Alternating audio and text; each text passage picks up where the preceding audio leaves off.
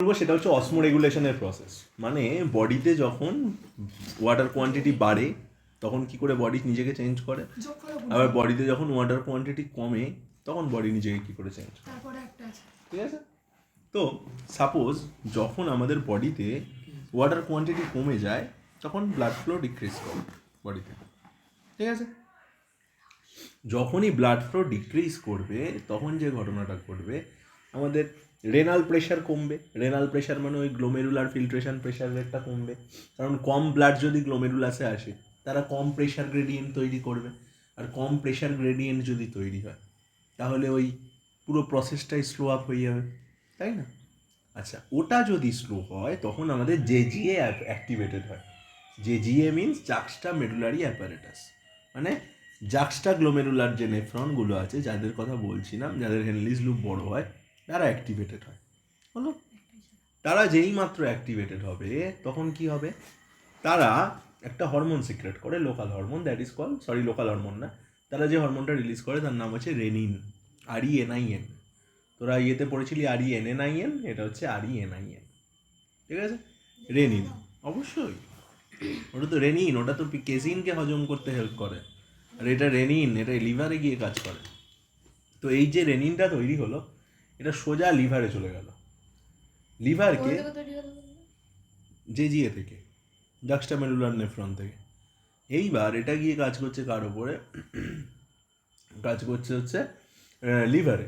লিভারে রেনিনের প্রেজেন্সে যে হরমোনটা তৈরি করে দ্যাট ইজ কল্ড অ্যাঞ্জিওটেনসিনোজেন, সেটা হচ্ছে একটা প্রিকারসর হরমোন। অ্যাঞ্জিওটেনসিনোজেন যখন অ্যাক্টিভেটেড হয় তখন সেটা অ্যাঞ্জিওটেনসিন 1-এ কনভার্টেড হয়। অ্যাঞ্জিওটেনসিন 1 একটা ন্যাচারাল ভ্যাসোকনস্ট্রিক্টর।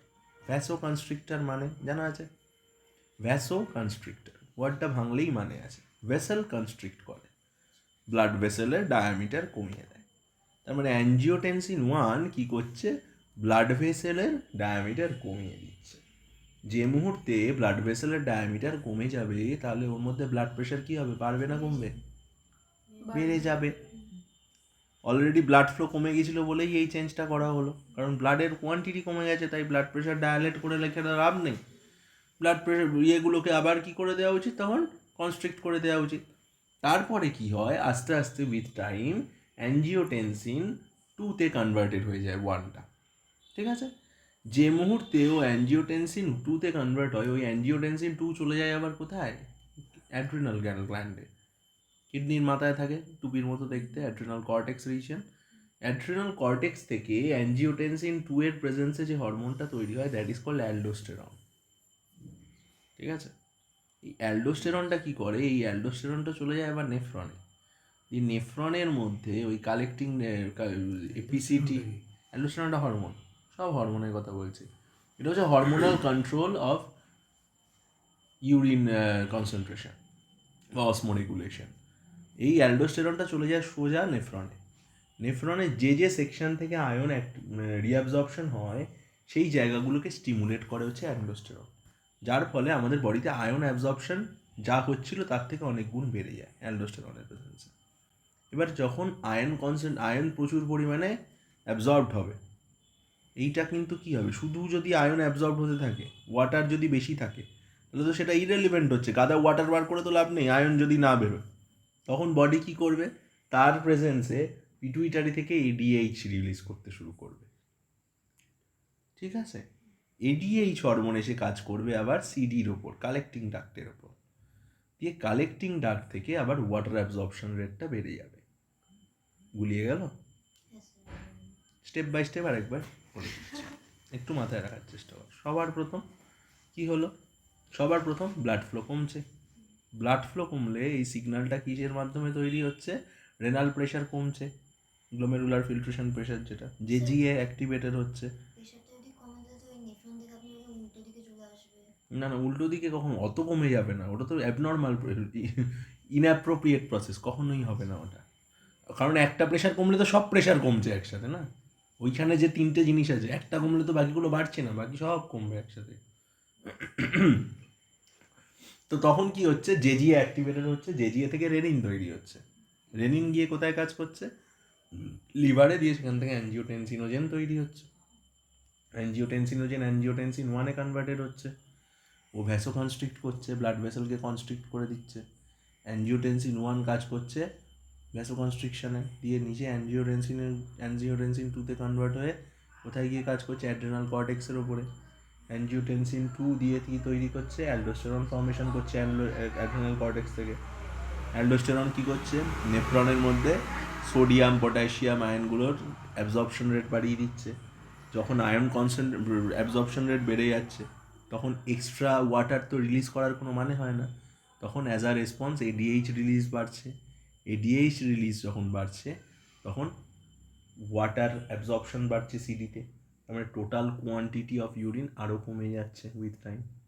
যখন তুই জল কম খাবি তখন তোর এই রেনিন অ্যাঞ্জিওটেনসিন অ্যালডোস্টেরন সিস্টেমটা অ্যাক্টিভেটেড হয়, বা যখন তোর কাছে জলের অ্যাভেলেবিলিটি কমে যাবে। আবার যখন জলের অ্যাভেলেবিলিটি বেড়ে যাবে তখন এটা উল্টো কাজ করবে, মানে প্রেশার যখন বাড়বে, এই ব্লাড প্রেশার যখন ব্লাড ফ্লো বাড়বে তখন রেনাল প্রেশার বাড়বে। Renal pressure বাড়লেই juxtamedullary nephron of হয়ে যাবে। জাক্সটামেডুলারি নেফ্রন অফ হওয়া মানে কর্টিক্যাল নেফ্রন অ্যাক্টিভেটেড হওয়া। কর্টিক্যাল নেফ্রন অ্যাক্টিভেটেড হওয়া মানে রেনিন বেরোচ্ছে না। রেনিন বেরোচ্ছে না মানে অ্যাঞ্জিওটেনসিনোজেন তৈরি হচ্ছে না। অ্যাঞ্জিওটেনসিন তৈরি হচ্ছে না, 1 তৈরি হচ্ছে না, 2 তৈরি হচ্ছে না, অ্যালডোস্টেরন তৈরি হচ্ছে না। এবার এডিএইচ যখন এদের পাবে না, ও নিজের সিক্রেশন কমিয়ে দেবে ওই দিক থেকে। এই হলো পুরো প্রসেস। আবার যখন কমে যাবে আবার ফিডব্যাক, পুরো simple feedback mechanism, renin angiotensin aldosterone system.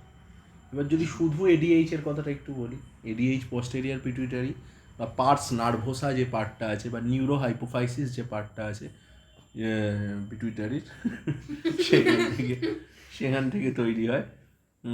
এটার কাজ কি, এটা কাজ করে মেনলি সিডি বা কালেক্টিং ডাক্টের ওপরে, এবং কালেক্টিং ডাক্টে ওয়াটার রিঅ্যাবজর্পশন রেটটাকে প্রচুর হাই করে দেয়, যার জন্য আমাদের টোটাল কোয়ান্টিটি অফ ইউরিনটাকে আমরা কাট ডাউন করতে পারি। ঠিক আছে, এইটা হচ্ছে প্রসেস।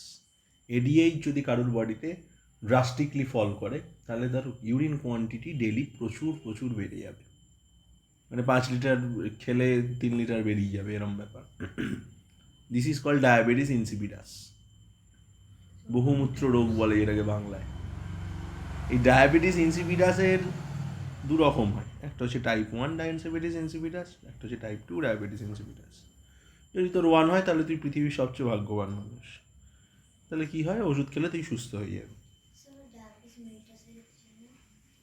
না, এটা ডায়াবেটিস মেলিটাসের ক্ষেত্রেও হয়, এটা ইনসিপিডাসের ক্ষেত্রেও হয়। 2 গুলো খুব বাজে। 2 এর কথা আসলেই চাপ আছে। ডায়াবেটিস ইনসিপিডাস যদি 1 হয় তাহলে তুই খুব লাকি মানুষ, ওষুধ খেলে তুই ঠিক হয়ে যাবি। কারণ কি, কারণ তোর বডিতে এডিএইচ ফর্মেশন হচ্ছে না। তুই বাইরে থেকে যদি এডিএইচ স্টক নিস তাহলে তুই কিওর হয়ে যাবি।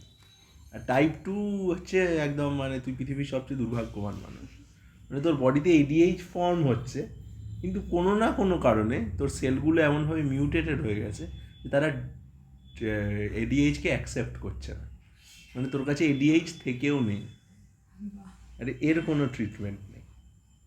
আর এটাই আবার জেনেটিক, মতলব কুচবি। ডায়াবেটিস মেলিটাস টাইপ 2ও genetic, diabetes mellitus insipidus type 2ও জেনেটিক। তবে ডায়াবেটিস মেলিটাসের থেকে ইনসিপিডাসটা একটু খতরনাক বেশি, কারণ খুব তাড়াতাড়ি কিডনি ফাংশন করা বন্ধ করে দেয়।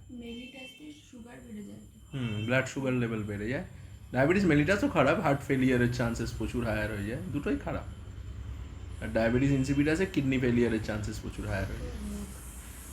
ঠিক আছে, কনগ্রাচুলেশন।